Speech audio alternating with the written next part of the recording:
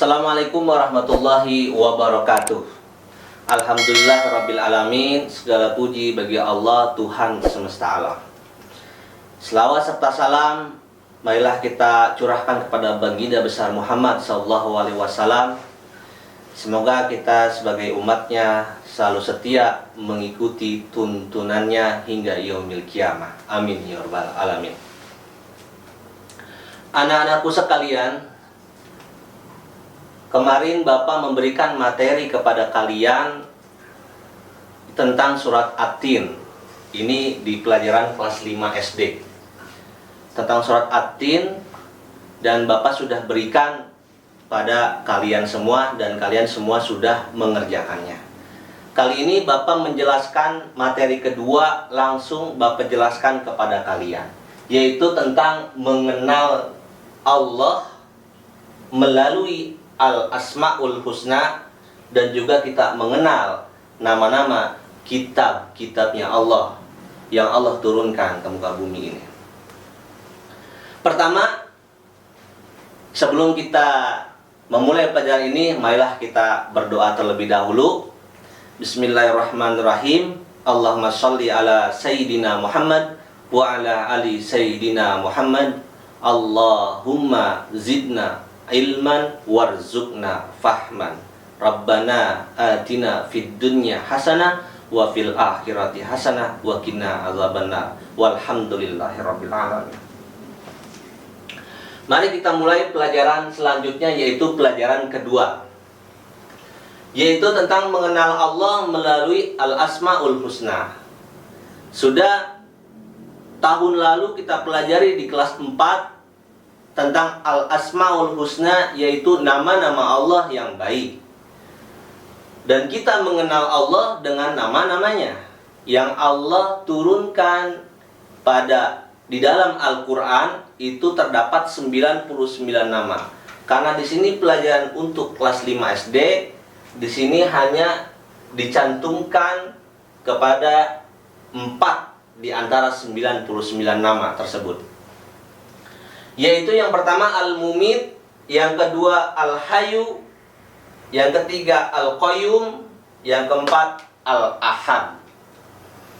Bapak akan menjelaskan satu persatu tentang Al-Asma'ul Husna yang terdapat di papan tulis ini. Yang pertama ialah Al-Mumit. Al-Mumit di sini Allah Maha mematikan. Ya. Hidup, mati, itu semuanya Allah yang menentukan. Oleh karena itu, kita hidup di dunia ini, jangan pernah kita berpikir kita akan hidup selamanya. Karena yang mematikan dan yang menghidupkan yaitu adalah Allah Subhanahu wa ta'ala. Ini bersanding kepada yang kedua, pemati yang maha hidup. Ya. Kehidupan dan kematian semuanya di genggaman Allah Subhanahu wa ta'ala. Tidak hanya makhluk, seluruh alam semesta ini ialah hidup atas rahmatnya, atas kekuasaannya, atas kekuasaan Allah Subhanahu wa ta'ala. Yang ketiga yaitu Al-Qayyum, maha berdiri sendiri. Untuk kalian semuanya, ini dapat dipelajari. Untuk kalian semua, janganlah kita dari Al-Qayyum di sini kita dapat pelajari untuk kalian semua, janganlah kita selalu bersandar kepada manusia. Kita bersandar kepada Allah Subhanahu wa ta'ala yang maha menghidupkan dan maha mematikan. Oleh karena itu, kita dapat mengambil pelajaran kepada Al-Qayyum di sini tentang kalian, bagaimana aktivitas kalian di rumah. Berdiri sendiri, yaitu kalian harus benar-benar percaya pada diri sendiri. Mulai hari ini kalian sudah kelas 5, bisa dapat merapihkan tempat tidur kalian sendiri setelah bangun tidur. Dan juga kalian bisa merapihkan buku sendiri, bisa menyusun segala sesuatu kebutuhan-kebutuhan kalian. Mandi, gosok gigi, semua kebersihan itu kalian harus mulai dari diri sendiri. Nah, itu kita dapat pelajari dari Al-Qayyum ya Allah Subhanahu wa ta'ala. Yaitu yang terakhir, Al-Ahad. Al-Ahad itu Allah Maha Esa. Tiada Tuhan selain Allah. Allah Maha Tunggal. Jangan pernah sekali-sekali kalian mensekutukan Allah. Tahu mensekutukan? Menduakan. Jangankan Allah, manusia saja kalau diduakan pasti marah. Allah juga demikian. Allah tidak mau diduakan. Karena kenapa? Di sini dikatakan Al-Ahad. Di namanya Allah terdapat Al-Ahad, Maha Esa, yaitu tunggal satu. Tidak ada Tuhan yang wajib disembah kecuali Allah Subhanahu wa ta'ala. Jangan pernah kalian berpikir di mana Allah, bagaimana Allah, apakah Allah itu. Jangan pernah berpikir seperti itu. Cukup kalian mengimani, mengenali Allah itu ada. Percaya dalam hati Allah ada. Bahkan Allah itu lebih dekat dari urat nadi kalian. Dari kesimpulan di sini semuanya, nama-nama di antara 99 nama, yaitu Al-Mumit, Al-Hayyu, Al-Qayyum, Al-Ahad, kita mengambil kesimpulan kepada diri kita dan menjadi pelajaran ke depannya, yaitu belajarlah untuk memulai diri sendiri, memperbaiki diri sendiri. Dalam hal apapun, perbuatan, ucapan, tingkah laku, mulailah dengan diri sendiri. Tentunya dengan perkataan, perbuatan, tingkah laku kita yang baik. Karena Allah suka yang baik. Allah tidak suka yang buruk. Lanjut kepada bagaimana kita mengenal Allah melalui nama kitab-kitabnya Allah. Dan juga kita sekaligus mengenali nama-nama kitab-kitabnya Allah yang Allah turunkan kepada Rasul-Rasulnya. Yang pertama adalah kitab Taurat. Kitab Taurat di sini diturunkan kepada Nabi Musa alaihissalam pada abad 12 sebelum Masehi di daerah Israel dan Mesir. Itu kitab Zabur, kitab Taurat ya. Ingat, kitab Taurat itu diturunkan pada Nabi Musa alaihi salam. Jadi kalian jangan sampai lupa, Taurat itu diturunkan kepada Nabi Musa alaihi salam. Yang kedua yaitu Zabur, diturunkan kepada Nabi Daud alaihissalam. Itu tatkala Nabi Daud menduduki tahta raja Bani Israel pada abad 10 sebelum Masehi di tanah Kanaan ya. Ingat, kitab Zabur yaitu diturunkan kepada Nabi Daud alaihissalam. Jadi jangan sampai lupa. Yang pertama, Taurat diturunkan kepada Nabi Musa alaihissalam. Yang kedua, Zabur kepada Nabi Daud alaihissalam. Dan yang ketiga yaitu kitab Injil. Injil itu berarti kabar gembira. Berarti kabar gembira. Jadi banyak kabar-kabar gembira pada saat itu melalui kitab Injil. Yaitu diturunkan kepada Nabi Isa alaihissalam. Jangan sampai lupa, Injil Nabi Isa alaihissalam. Sekitar abad 1 Masehi di daerah Yerusalem ya, dalam bahasa Yunani pada saat itu diturunkannya. Dan yang terakhir yaitu kitab Al-Quran yang kita kenal sekarang, yang kita imani sekarang. Karena kenapa? Semua Allah sudah jadikan satu. Di dalam satu bentuk ini Allah jadikan satu kepada Al-Quran.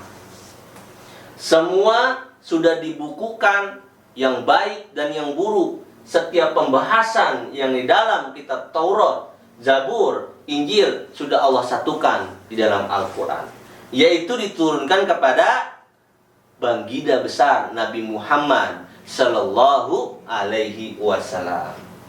Pada abad berapa? Abad 6 Masehi di Mekah. Pada saat itu, kenapa di Mekah?